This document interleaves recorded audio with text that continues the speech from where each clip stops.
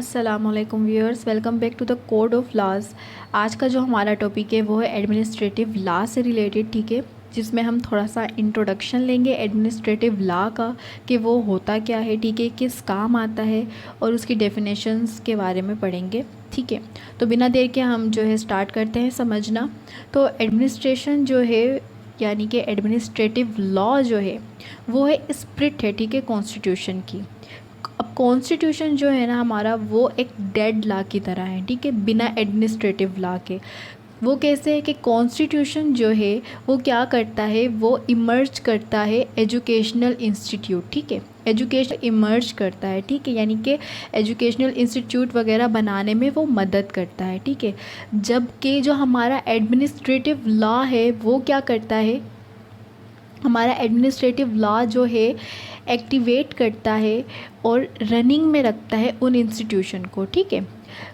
अब वो कैसे है कि कॉन्स्टिट्यूशन ने जो है कोई लॉज दे दिए, ठीक है, आपको आपके राइट्स, आपकी ड्यूटीज़ वगैरह हर चीज़ समझा दी। अब जो हमारा एडमिनिस्ट्रेटिव लॉ है वो क्या करता है, उसका काम ही यही है चेक एंड बैलेंस का। अब वो देखता है कि भाई ये जो इंस्टीट्यूट बने हैं, ठीक है, अब उस लॉ के मुताबिक जो कॉन्स्टिट्यूशन ने हमें दिया है काफ़ी सारे एजुकेशनल इंस्टीट्यूट बनते हैं, ठीक है। एजुकेशनल इंस्टीट्यूट से मुराद ये है कि आप कोई भी डिपार्टमेंट ले लें, कोई भी इंस्टीट्यूट ले लें, ठीक है, हमारी गवर्नमेंट का, ठीक है। तो अब वो जो है सही तरीके से रन कर रहे हैं या नहीं कर रहे, ये काम कौन देखेगा, वो देखता है एडमिनिस्ट्रेटिव लॉ, ठीक है, जो हमारी एडमिनिस्ट्रेशन होती है। तो इस वजह से कहा गया है कि एडमिनिस्ट्रेटिव लॉ के बिना हमारा कॉन्स्टिट्यूशन जो है वो एक डेड लॉ है, ठीक है। अब यहाँ पर हम समझते हैं कि हमारी जो लिटिगेशन होती है वो 3 टाइप की होती है। एक हमारी लिटिगेशन होती है सिविल लिटिगेशन, ठीक है, जिसमें बोथ पार्टीज़ जो है वो प्राइवेट होती हैं, ठीक है। और एक हमारी होती है क्रिमिनल लिटिगेशन, जिसमें क्या होता है, हमारी गवर्नमेंट, ठीक है, और इंडिविजुअल जो है वो पार्टी होते हैं, यानी कि हमारी एक पार्टी जो होती है वो स्टेट होती है और दूसरी जो पार्टी होती है, ठीक है, वो कोई इंडिविजुअल हो सकता है या दोनों पार्टीज़ जो है वो प्राइवेट पार्टीज़ भी हो सकती हैं, ठीक है। अब वो कुछ ऐसे क्राइम होते हैं जो कि कंपाउंडेबल होते हैं, ये हम जो है पीपीसी के अंदर डिटेल में पढ़ेंगे। और जो हमारी तीसरी टाइप है लिटिगेशन की, ठीक है, वो होती है एडमिनिस्ट्रेटिव लिटिगेशन। अब एडमिनिस्ट्रेटिव लिटिगेशन के अंदर क्या होता है, इसके अंदर एक इंडिविजुअल और गवर्नमेंट के जो डिपार्टमेंट्स होते हैं, ठीक है, गवर्नमेंट जो होती है हमारी वो रिस्पोंडेंट होती है, यानी कि स्टेट और एक इंडिविजुअल के दरमियान अगर कोई इन्फ्रिंजमेंट हुई है, ठीक है, राइट्स की, या कोई भी ऐसा कोई डिस्प्यूट अराइज हुआ है, तो वहाँ पर कौन सी लिटिगेशन फॉलो की जाती है, वो जो चलती है वो कहलाई जाती है एडमिनिस्ट्रेटिव लिटिगेशन, ठीक है। ये हो गया। अब यहाँ पर हमने छोटा सा जो है एक इंट्रो ले लिया है कि 3 टाइप की इसकी लिटिगेशन होती है और एडमिनिस्ट्रेटिव लॉ जो है कितना इम्पोर्टेंट है, इसके बिना जो है हमारे इंस्टीट्यूट जो है वो रन कर ही नहीं सकते, ठीक है। अब हम इसकी थोड़ी सी डेफिनेशन पे आ जाते हैं, वो क्या है कि एडमिनिस्ट्रेटिव लॉ है क्या इन एक्चुअल। तो एडमिनिस्ट्रेटिव लॉ जो है वो लॉ है, ठीक है, every law which lays down relationship between public and executive, ठीक है, वो कोई भी लॉ, ठीक है, जो हमारे मुल्क में अगर जितने भी लॉज बने हुए हैं उनमें से कोई भी ऐसा लॉ जो हमारी पब्लिक यानी कि हमारे और एग्जीक्यूटिव के दरमियान रिलेशनशिप कायम करे, उसको हम एडमिनिस्ट्रेटिव लॉ कहते हैं, ठीक है। अब वो लॉ कौन सा हो सकता है, वो कॉन्स्टिट्यूशनल लॉ भी हो सकता है, स्टैट्यूटरी भी हो सकता है, बायलाज भी हो सकते हैं, जुडिशल प्रोसीडिंग भी हो सकती हैं, हमारे कस्टम्स भी हो सकते हैं, पॉलिसीज़ वगैरह भी हो सकते हैं, ठीक है। तो ये जितने भी हैं ये सारे क्या कहलाते हैं, एडमिनिस्ट्रेटिव लॉ कहलाते हैं, ठीक है। यानी कि हमारे कोई कॉन्स्टिट्यूशनल राइट की इन्फ्रिंजमेंट हुई है तो उसको चेक एंड बैलेंस करने के लिए जो भी एग्जीक्यूटिव अथॉरिटी होगी, ठीक है, किसी भी डिपार्टमेंट से हुई है तो ये भी हमारे एडमिनिस्ट्रेशन के अंदर आ जाएगा। कोई बायलाज थे, कोई जुडिशियल प्रोसीडिंग थी, सॉरी, ठीक है, कोई कस्टम्स वगैरह थे, कोई पॉलिसीज़ वगैरह थी, तो अगर इनकी यहाँ जो है कोई इन्फ्रिंजमेंट हुई है, ठीक है, तो वो जो है लॉ क्या कहलाता है, वो एडमिनिस्ट्रेटिव लॉ कहलाता है, ठीक है। जब हम उस लॉ के तहत जाकर कोई लिटिगेशन करते हैं, ठीक है, उस लॉ के अगेंस्ट लिटिगेशन करते हैं तो फिर वो हमारा एडमिनिस्ट्रेटिव लॉ के अंडर कवर होता है, ठीक है। अब हमारी जो स्टेट्स हैं ना वो एक्ट्स करती हैं through public functionaries. Public functionaries क्या होती हैं? मुख्तलिफ़ डिपार्टमेंट्स, मुख्तलिफ़ एग्जीक्यूटिव, ठीक है। तो अब हमारा जो एडमिनिस्ट्रेटिव लॉ जो है वो क्या काम करता है? उन पब्लिक फंक्शनरीज़ पे चेक एंड बैलेंस का काम करता है, ठीक है। कैसे कि जो हमारी पब्लिक फंक्शनरीज़ हैं, ठीक है, जो हमारी एग्जीक्यूटिव ब्रांच है वो सही तरीके से अपना काम कर रही है या नहीं कर रही, ठीक है। तो ये सारा जो चेक एंड बैलेंस का काम होता है ये एडमिनिस्ट्रेटिव लॉ के अकॉर्डिंगली किया जाता है, ठीक है। तो एडमिनिस्ट्रेटिव लॉ जो है वो किस काम आता है, उसका बेनिफिट क्या है?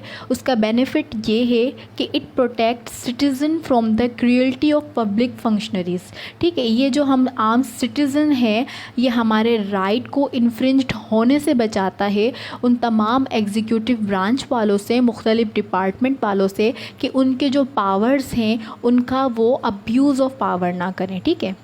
अब्यूज़ ऑफ पावर और अल्ट्रा वायरस जो है हम अलग से इसकी वीडियो बनाएंगे और वहाँ पे समझेंगे डिटेल्ड में। फ़िलहाल हम इसको ये समझ लेते हैं कि वो जो है मिस यूज़ ना करे अपने पावर का, ठीक है।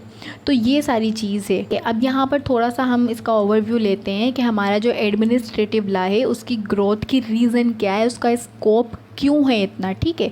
तो अब जो फैक्टर जो रिस्पॉन्सिबल है एडमिनिस्ट्रेटिव लॉ की ग्रोथ के, यानी कि नीड क्यों पड़ी एडमिनिस्ट्रेटिव लॉ के बनने की, वो ये है इंक्रीजिंग रिस्पॉन्सिबिलिटीज़, ठीक है। सबसे पहले तो कि जितनी जितनी जिम्मेदारियाँ बढ़ती जा रही हैं इस वजह से जो है लॉज बनाए गए कि ठीक है।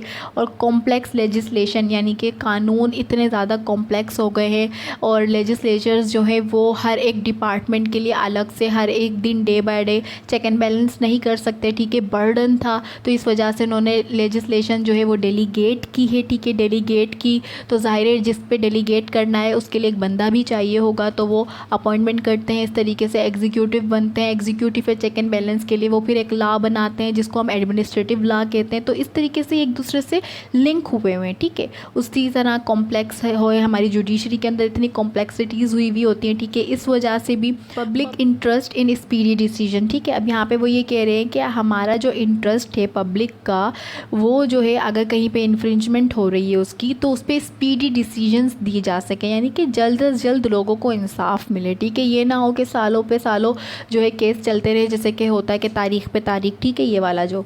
उसके बाद है लॉ एंड ऑर्डर सिचुएशन, ठीक है। अब कोई भी एक सिचुएशन है तो उसके अकॉर्डिंगली जस्ट जो है लॉ और ऑर्डर बनाया जाए, इजी मेथडोलॉजी हो, ठीक है, गुड गवर्नेंस हो, ठीक है, यानी कि एक अच्छी गवर्नमेंट कायम करने के लिए ये तमाम सारी चीज़ें जो हैं बहुत ज़रूरी होती हैं, ठीक है।